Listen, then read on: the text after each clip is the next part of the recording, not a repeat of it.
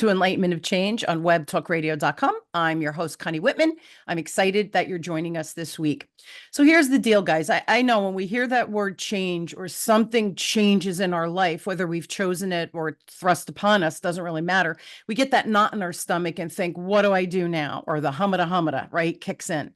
So to help you navigate change, I have found in my 40 years doing this, that at the core, it's usually communication that serves us well. So to help you on your journey of change, in the show notes, you'll find my communication style assessment. 2 reports will be sent to you via email. First report spotlights just your natural communication superpowers. Important to know, how is my message being received? Flip side, your lowest score, you'll get a second report, which really spotlights probably a blind spot that you didn't even know existed. So whenever we're speaking to people 180 degrees different than us, how is your message landing? Kind of important to know. So again, that link is in the show notes, my gift to you. Now, to set the stage for my really cool topic today with my guest, who I'm excited to have on, I picked a quote by Theodora Lai, and she says, "Great leaders are people who don't seek power, but take responsibility because they have the capability and empathy to help others." Now, here's the deal. When I started my career in the early 80s, I was discriminated against because I was female, more times than I'd like to count. And here's the deal. It just forced me to become more resilient and to become maybe more of a control freak and take charge of my career. So being held back was not an option for me. So I pulled up my big girl pants and I chose to seek new opportunities that challenged my skills and helped me grow in my career. I knew I was always in control and never gave my power away. Well, today's show, the topic, and I want to share this because it's important, is Here Come the Girls, a celebration of how and why women will take over global leadership, go girls, from 2028 to 2032 and 10x the economy. So this show really is for any leader out there, CEO, HR directors, who are committed to driving the transformation and that change within your own organization. So during my conversation with my guest today, we're going to discuss how the unprecedented rise of women in leadership roles is reshaping the global economic landscape and actually fostering more inclusive, innovative, and a resilient workplace.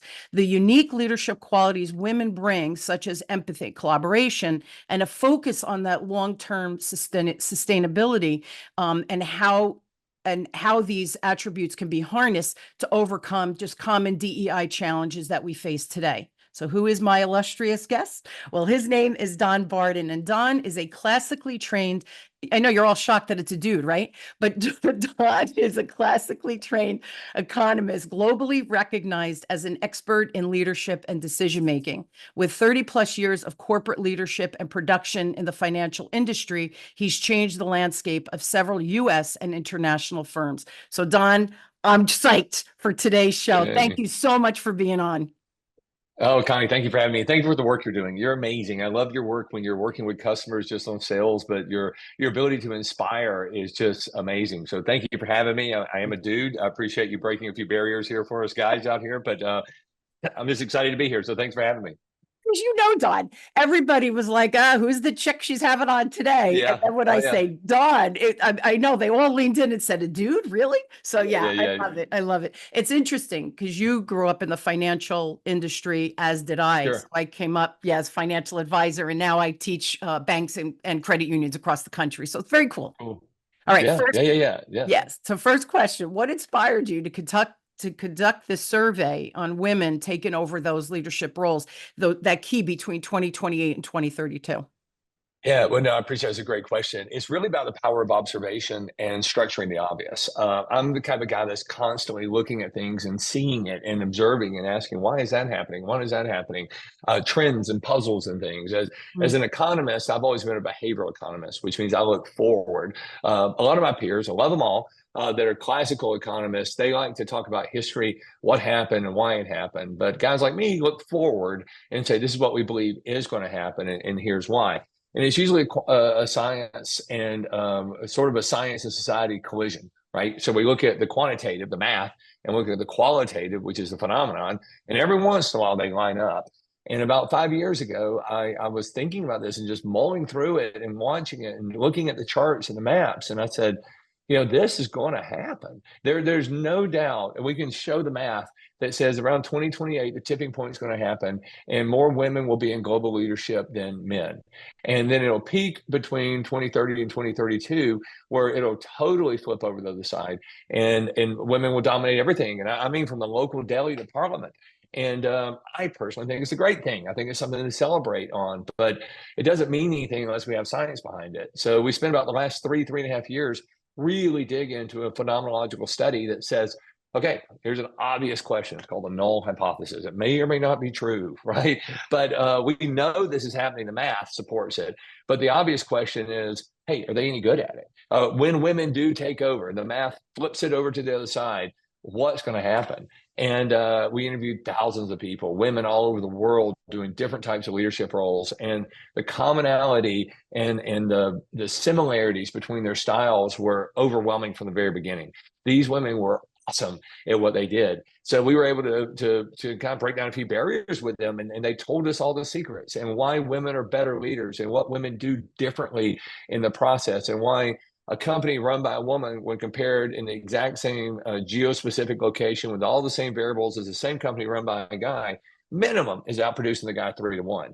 So that deserved exploration, right? And so if the math is working out, and then the question is, well, wait a minute, are they any good at it? We know they are, but let's prove it from science.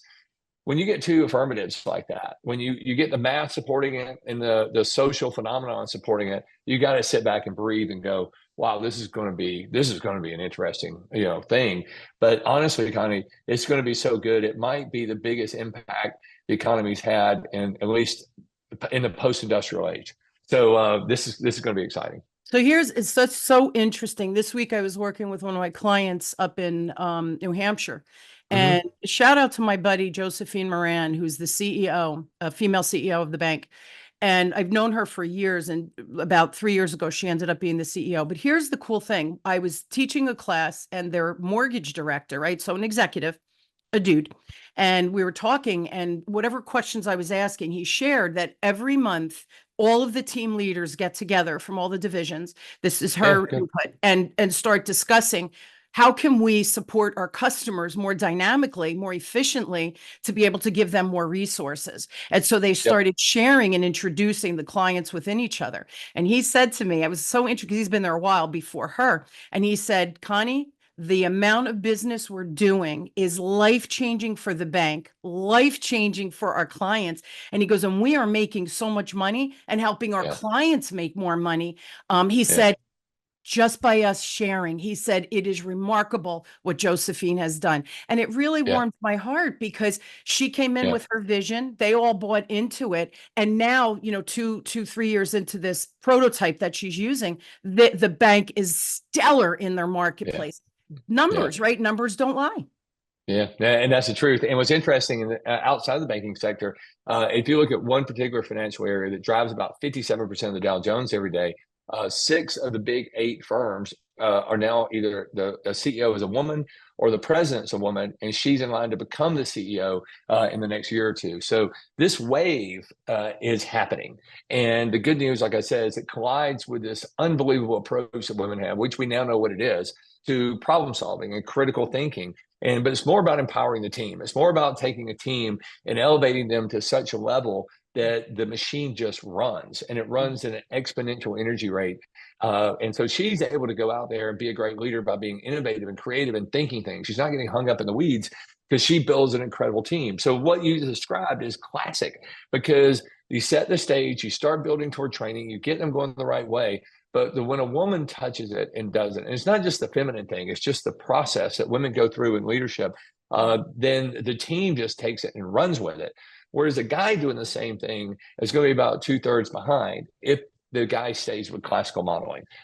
And most of it's trained. We've been trained at a certain way. We've been domesticated. And as these women are rising, they're just being themselves during this process. And we learned a lot of unique things about what they wanted, what they believe, and what they think. And I'm happy to share any of it with you. So whatever I can do for you, let me know. Yeah. So here's the thing. What are some of those key findings from this research that highlights this just positive impact that women are having in these leadership roles?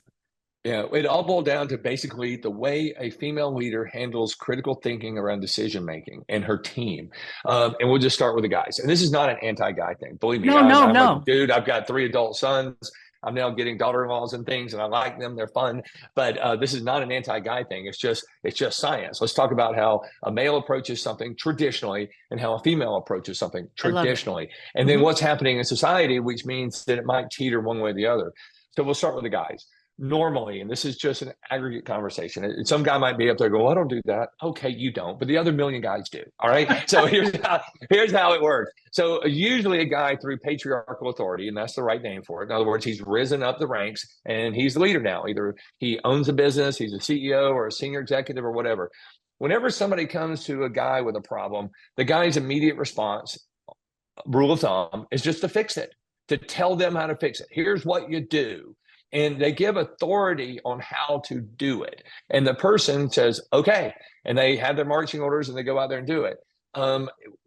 Difference lies in a man saying, fix it. He's basically giving orders that require a response, not a whole lot of critical thinking involved with it. When a woman has the same problem, say somebody comes up and they're in charge of supply chain, and say there's boats in the harbors of Charleston and Savannah, and they can't undo it because there's a strike. There's a strike going on, and there's a labor issue, and all your supplies are sitting on a boat, and now we got a problem. Now, let's say that employee approaches the guy. The guy's going to say, okay, here's what you do to fix it. Just tell them what to do. That's what guys are trained to think and act to do. If the same problem is presented to a woman, she adds 3 steps to it. And that's the critical issue. The first thing the woman does is show sympathy to the problem, not the person. So she acknowledges the problem. She sees the problem and she says, look, I know that's very real. I can't believe there's a strike going on and we're stuck there. That's a very, very real problem. And she isolates it and acknowledges it, that problem stands alone. Then she comes back to the person who's involved in it and she shows empathy to the person, not the problem. So sympathy to the problem and empathy to the person. So what she'll do is she'll look at that person and go, oh man, that's really tough. I know this falls under your thing, but that's not your problem. You didn't cause a strike. You didn't do that. Let's just breathe. It's okay. Everything's going to be okay, but let's talk about it. So sympathy to the problem, acknowledge that the problem is real. Empathy to the person, saying, this isn't your fault. Okay, we have radical acceptance here. This is a problem and it's not your fault. But then she does something that is really where it all changes. She meets that person in the middle and she says something to them like, hey, if you had a magic wand, what would you do? How would you fix it? Or what do you think? This is your world. How would you fix this if you could do it? And what happens is the person says to her, oh, well, you know what? We do have some backup people down there. I can call down and talk to them. I can see if we can get around this issue and this issue and this one. And we can do this, this, and this. And then what she does, she says, wow, that's great. Do it. And then she might say something. She might sprinkle some wisdom. Like if the person says, I think I can get it done in 24 hours, she might go, give yourself 48. You never know. So by doing this, by meeting that person in the middle and letting them solve the problem, 2 things happen. Number one, she didn't use authority to tell them how to do it. But by letting that person solve the problem themselves, then she empowered them to a level that next time there's a problem, guess what? They don't come to her. They just do it because they know that they've been given that authority, that permission to be the best they can be, based on a leader who sees the problem, sympathetically acknowledge it, who's empathetic to the person and says, look, it's not your fault. It's okay. And then by saying, tell me what to do. How would you do it? And then she says, do it. She's not telling them how to fix a problem. She's giving that person permission to be the best person that they can be. And that's where the ripple effect happens. So now she's not bogged down in the weeds trying to fix it. No, sometimes you got to do stuff. Sometimes she might say, well, let me help you. I'll make a phone call, but you do. That happens. But most of the time, what she's doing is she's got such an empowered team that the business leader can now go back, the female, and start thinking about innovative things and processes and how we can grow. So now she's out there thinking about growth. The team is out there doing things that they would have never been able to do under a man, because when you show sympathy to the problem, empathy to the person, and you meet them in the middle and help them wrestle with it to prove that they know how to do it, what you're really doing is saying, I see you, I hear you, and I understand you. And if somebody feels like they're seen, they're heard, and they're understood, then they feel valued. And a Absolutely. person that's valued by an organization, my God, Connie, the empowerment they have just takes off. So then what happens is they start coming back with new, fresh ideas. They start saying, hey, next time we've got ships backed up down there, I got this new idea. We should think about this. Let's put this process in place. Let's do this. And this team just starts mushrooming out and becoming an unstoppable force. And you know what? It happened without her. All she did was give people permission to be the best they could be by sympathy to the problem, empathy to the person, and then better off meeting them where they are. And 9 out of 10 times, that just creates that exponential effect because a person is seen, heard, and understood, which means they're valued. And if somebody's valued, they will move mountains for you because they have such empowerment. Versus the guy who says, let me show you how to fix it. The person goes, okay. They go back and do it. But next time there's a problem, guess what? They're like, Go back. I got to go back and be told how to fix it, even though I Yeah. know how to fix it. Yeah. So it's about being seen, heard, understood. It's about being valued. It's about being empowered. But it's really about a woman's ability to add those 2 or 3 steps ahead of the process to say, okay, here's what you do. And now the team will do anything for them. It's And a simple process. and it's a ripple effect, right? It's the snowball, right? You start with a little, Yeah, and whoop, we start rolling downhill, man, and we become absolutely. force of A- nature. That's exactly what you've described. Absolutely. Yeah. And it Absolutely. For the starts with past, I'm sorry, I was going to say, it just starts with that single sympathy, empathy, empowerment. yeah, it's all you got to do. It's all you Right. got to do. And 2 things to note on this. The workforce in North America right now is average age is 39 years old, and they change jobs every 3 years. Think about that. That means a 33% turnover in organizations every year is happening. Every 3 years, the base workforce is flipping over completely. So that's an HR nightmare. That's people that are sitting there trying to build cultures and all, but how do you build a culture that's going out like that? And the cost of the corporate for training on the front end and then rehiring is just massive. So think about what these women are doing. By building an empowered team, we're seeing them trend up to 4 years and 5 years. So the average person is staying there saying, oh my goodness, I love this. Why would I leave? Or better, when they do leave, and we see this all the time with female businesses, a person will leave and they will actually come and thank her and say, look, you know what? This has been the best 5 years ever. Thank you for letting me be here. Thank you for teaching me. Thank you for valuing me. Thank you for being empowered. I'm leaving because of what I've learned here. I've got a new and great opportunity. It's better for me and my family, but I'm leaving with an enormous amount of gratitude. I'm going to tell all my friends how awesome this place is. And I just want you to know, I'll be your biggest fan forever. And they get a hug. There aren't a lot of employees when they leave businesses go back and hug the owner or hug HR and say thank you. But when you're sitting there saying, oh my gosh, we're struggling every 3 years to replace our entire workforce, but she's got a workforce that spreads out 4 or 5 years. She has a workforce that when they leave because they're better off. They're better people. They've been empowered.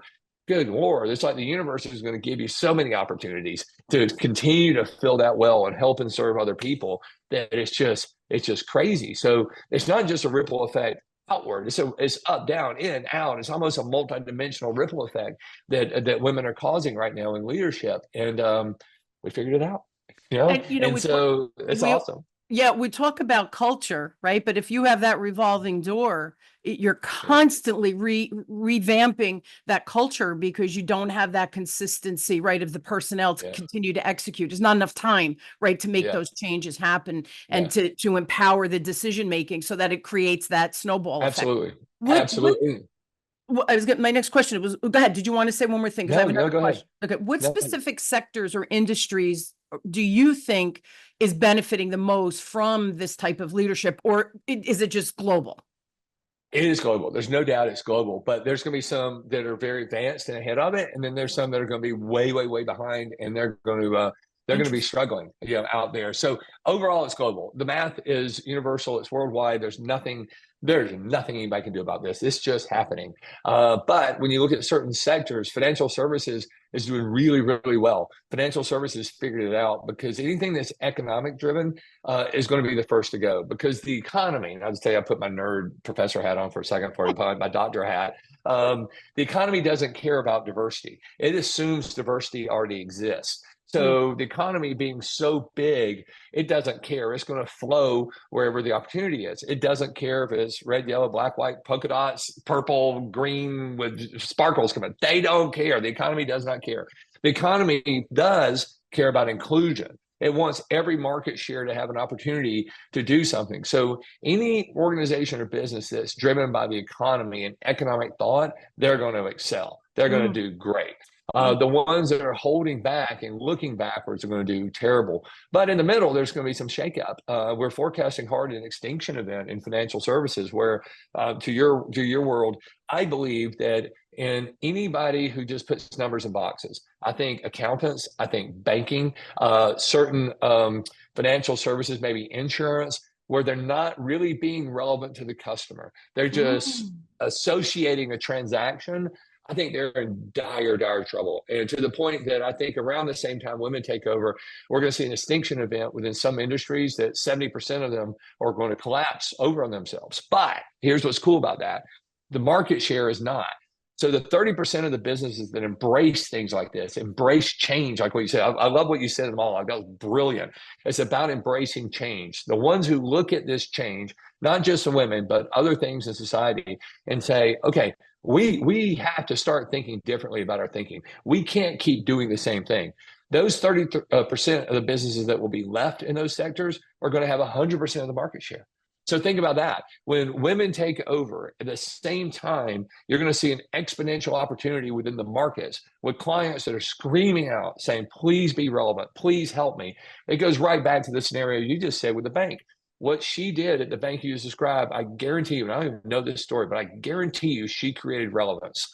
She created a thing where the customers feel wanted, they feel secure, the customer feels seen, heard, and understood. So the customer feels valued, so the customer is empowered. And you get that type of dynamic magnetism coming together, and it's unstoppable. Her peers out there in the industry, other banks that are sitting around going, oh no, we'll just do this. We'll do it the same way we've always been doing it. Banking hasn't changed in 500 years, and they're right. They're gone. They're not going to make it. But again, when the women take over, not only are they going to exponentiate their own businesses and grow like this scenario you described, but at the same time, in that particular sector, you're going to see so much opportunity. It's not going to be 3x. It might be 30, 40, 50x because the clients are going to come running toward her and do it. And there are some industries that are just dead. They're going to have to make some significant shakeups, and we studied them. And they have no indication that they're going to change. In fact, they're digging in. And I just look at it and go, and I tell students this all the time. The greatest economist who ever lived was Charles Darwin. If you take Darwinism and forget biology, I'm 50-50 on the biology side, right? I'm like, I can't get a natural, so I can whatever.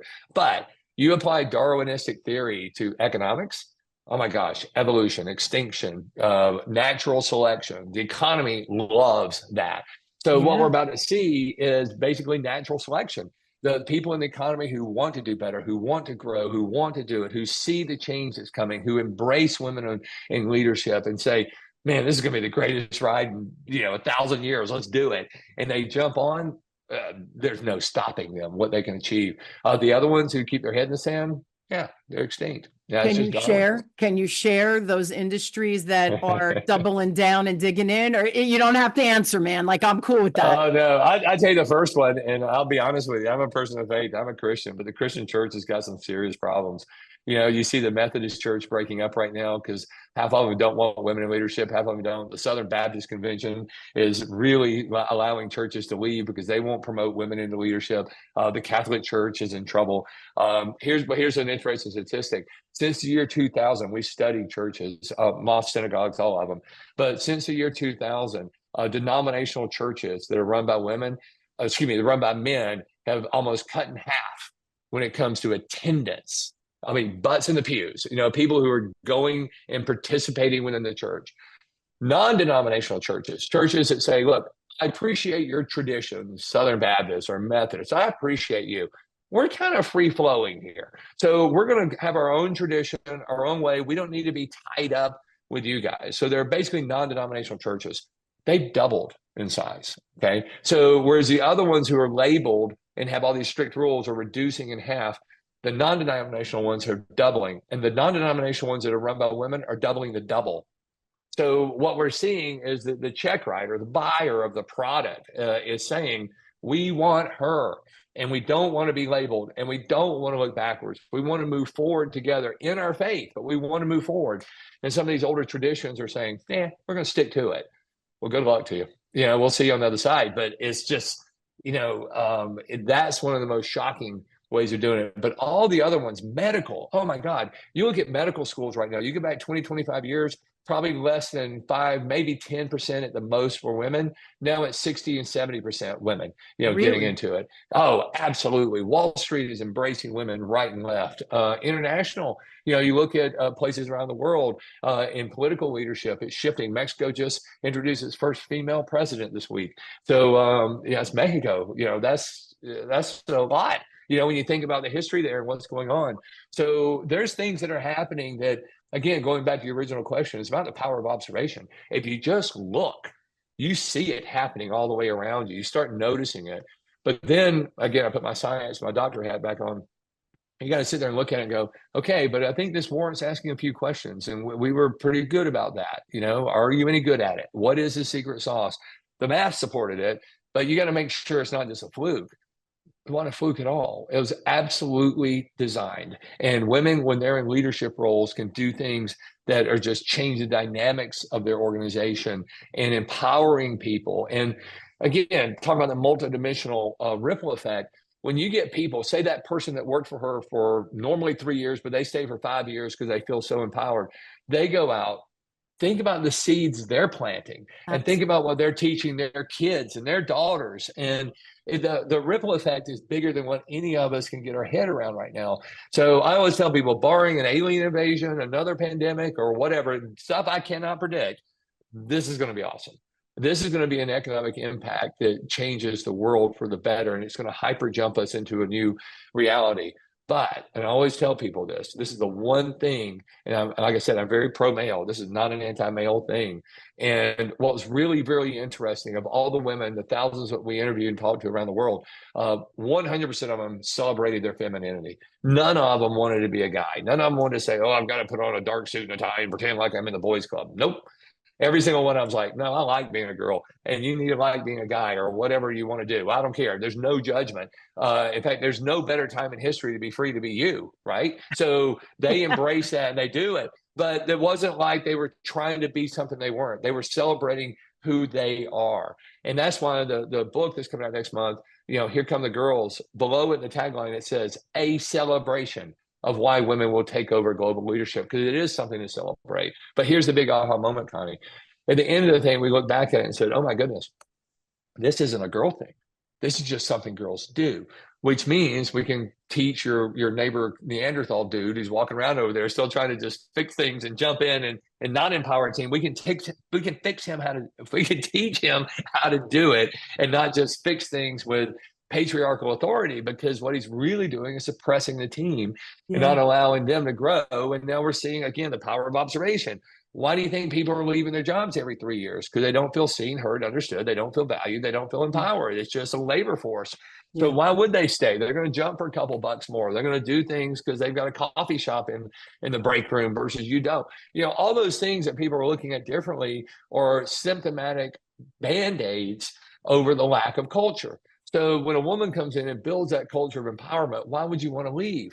But she's giving you the playbook. Like you said, your friend, nobody hoards it. Nobody hides it. Nobody says, I'm not going to tell you. They actually tell everybody the secret. Just ask them. And you see that it's coming. So guys are going to catch on. Some might be a little slower than others. But I think we're going to see a phenomenological impact on organizational leadership, on the economy, on how we approach things. And I think it's going to be so universal that we're going to see some old guards finally give up. They might be at the tail end of this thing, but they're going to give up and say, okay, we need to change too. And when that happens and everybody's kind of working off the same energy source, I think it's going to be pretty cool. I think it's going to be a great time to be here. It's a great time to be a woman and a young girl right now going through college. It's I love great it. time. Do you see, Don, do you see any challenges that, and our last question, because we're almost out of time, but what challenge do you see women might face as they take on these leadership roles? And can they proactively do something? Yeah, it's going to be generational, but generational doesn't have to mean like mother, daughter, granddaughter, stuff like that. It can be waves that come in. So there's no doubt that women who went ahead in the 70s and 80s fought bigger battles than women who did in the 90s and the 2000s, who fought significant battles. And there's women fighting battles right now. There's no doubt that is not going to go away because men fight battles too. So that's just a social phenomenon. That's just the way life is. But we can look at it and say, but at the end of the day, what's the ideal outcome? What's the desired thing on the other side? And nobody disagrees that you want a better workforce, you want happier people, you want a better economy, you want more buyers, you want things happening. So at the end of the day, those challenges will get eroded really quickly when they see the output, when they see the outcome of what's happening. But there's going to be people that are going to push and pull and do things. And I've had people come up to me and say, hey, we don't like the title, Here Come the Girls. And I'm like, why? And they say, well, we don't want to be gender specific. And I'm like, it is gender specific. That's the whole point of this thing. This is about women. And then they come back and say, but I feel offended. And I said, look, I'm so sorry. I said, do you believe in girl power? And they're like, yes. And I'm like, do you feel like you participate in the boys club, but you wish it was a girls club? They go, yes. And I'm like, what's the difference? So the challenge will be just some people are going to have to survive. Some people have to know that some people plowed a harder road than others did. And no matter what, you're going to bump into some jerks. There's no doubt about it. There's going to be people out there. And then things that we didn't pay much attention to, I believe, and I think this is very important, things verbally and organizationally that we didn't think about in the past are going to change. Like, for example, we had more than one person say that in a boardroom, and then I'll clarify this, I can't unsee this. When I heard this, I saw it start to happen. And now I'm like, oh my goodness, that needs to change. And it was a word, like a guy will say something in a boardroom, and the CEO is a man or whoever, I'm not picking anybody, but they might say, Bob, you're right. That's a great thing. Good job, Bob. You're right. Now, a girl might come up and do it. You might have the same thing, and you might have a great idea. And they might, gosh, Connie, you're not wrong. That's good, Connie. You're not wrong.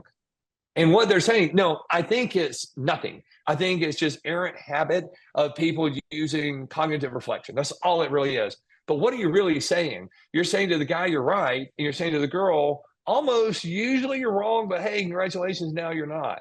No, I don't think that intent is there at all. No, I really don't. I don't think anybody malice. means that. But what happens is you're starting to realize now, why did I just say something different to him than I did to her?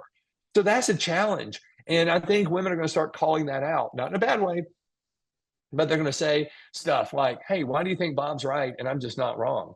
And I think now with this social construct that's happening and women taking over, and we're seeing the economic relevance of it, and we're seeing customers scream for it and want it, I think people are going to sit back and go, wow, okay, I do need to change the way I think about that. I'm sorry. And but they didn't do it out of any ill Malice. intent. They No. did it out of habit, Yeah. But so we're Learn. going to see social changes on there. And of course, as always, some people are going to overdo it, some people are going to underdo it, but we wrestle with everything, right? So this is just going to be one of those phenomenological social events that occurs that is nothing but good. It's nothing but great. And we're going to see everybody benefit, men, women, children, nationally, internationally, culture. Everything is about to shift for the positive. But there's going to be bumps and grinds, and there's going to be some people that like it and some people that don't. But this machine is too big. It's too big for any one person. So it's just an exciting time, and I appreciate what you're doing, and you're sharing this with everybody too. It's going to be great. And Don, the cool thing, and it's ironic because through my career, I believe in helping anybody. I could care less whether you're male, female. I could care if you're orange, blue, like you were saying, right? If they had the gumption and the smarts and the dedication, I was their champion. So, and what I have found through my career is that women rip you down. So because of their own insecurity, because they're trying to compete or become that male energy. And I look at them like, all right, do you, man. I like when a man holds my door. Yeah. I married my husband because of that. Before we had the automatic click, clickers, he would open my door for me. And I loved that. I liked being treated like a girl. So that's another thing. Women, do you hear this message? We all ships rise together. We've got this. And men, join us. I love it. I love it. It's and the other thing, Don, I think the biggest takeaway for me, pay attention and start to look at things just from that different vantage point, like that you're not wrong versus Bob, you're right. Those little innuendos that you're right. I don't believe people are malicious, outright.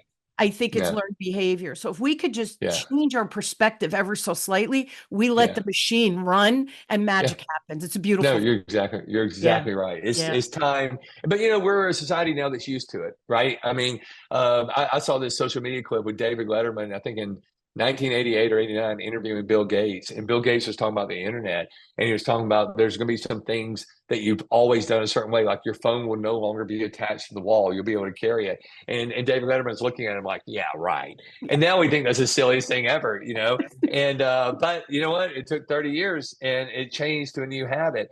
And I think this started, I know it started probably 20 to 25 years ago, and it's going to peak in 2028.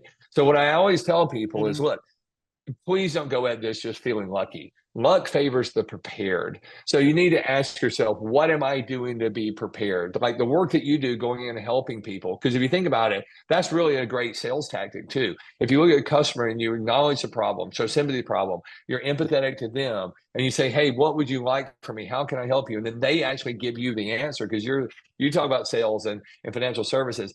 Women's style of leadership is going to pass down through everything that happens: sales, communications, marketing, all of it. And it's just going to be the most beautiful, fascinating thing. And before you know it, we're going to blink our eyes and it's going to be normal. It's going to be the new thing. But Love it. luck favors the prepared. So always tell somebody, reach out, talk, give us a call, give you a call, do whatever we got to do to help people be prepared. Because the one thing I don't think anybody wants is to be on the back end of the curve when it starts happening. And some of those industries we mentioned, they can't help themselves. They're just going to Yeah. be on the end of the It thing. And is. that's Yeah. okay. It is what it is. But those that are innovative and thoughtful, who want to be in that first 50% of the way, but you got to start preparing now. And there's ways of doing it. And you don't want to wake up and realize, hey, I built a culture on authoritative patriarchal systems. And now overnight, I just expect it to change. No, that change is coming. So what do you do now to start working within your culture and your people to start massaging it and wrestling with it, negotiating with it to help it get through this puberty that our Yeah. social world is going through, because this change is happening. And I Yeah. think great business leaders, HR directors, cultural change management people, sales leaders, they should all be very, very aware of this. And they should start thinking right now what I need to do to be prepared. And organizations like yours do such a fantastic job with that. Just keep doing what you do. And I think Yeah. it's all gonna be there for all the right people at the right time. Yeah, and one last comment before we sign off, and I share your contact information, et cetera. But I believe that we create our own luck. If you sit back Yes. and wait, you're not creating luck. By you Yeah. evolving and changing, luck comes like magic. It's like Yeah. magic, but it's not. Yeah. It's because you're being proactive, right? Absolutely. There's a great quote that says, I don't believe in luck, but I find the harder I work, the more of it I find. Yeah, And right, that's exactly. right, Right. The ripple effect. Again, it goes Yes, back to that whole exactly. ripple effect. If you are curious, please reach out to Don. His email is don@dwbarden.com, website donbarden.com.